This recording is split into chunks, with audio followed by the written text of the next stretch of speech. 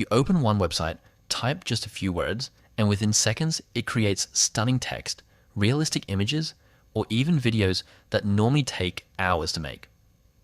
Sounds unbelievable, right? But that's exactly what generative AI can do. In this video, I'll show you how to get started, how to log in, what makes it special, and whether it's actually worth your time. Hello everyone, welcome back to the channel. Today we're reviewing generative AI, one of the fastest growing AI technologies that's changing how people create content, design graphics, write articles, generate code, and even make videos. Getting started is very simple. Visit the official generative AI platform you're using, then click sign up or log in. You can create an account using your Google account or email address. After verifying your account, you'll land on the main dashboard where all the AI tools are available. The interface is clean and beginner friendly. You'll usually find a prompt box where you simply describe what you want.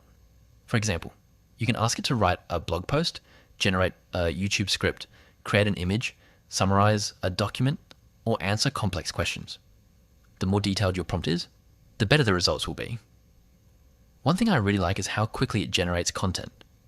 Instead of spending hours researching or designing from scratch, you can create a strong first draft in seconds. It's especially useful for content creators, students, marketers, developers, and business owners who want to save time and increase productivity.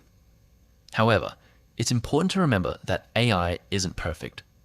Sometimes the output may contain incorrect information or miss important details, so always review and edit the content before publishing.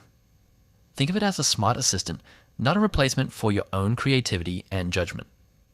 Overall, generative AI is powerful, easy to learn, and can dramatically improve your workflow if you use it correctly. Whether you're creating YouTube videos, writing articles, designing images, or exploring new ideas, is definitely worth trying. So, would I recommend it?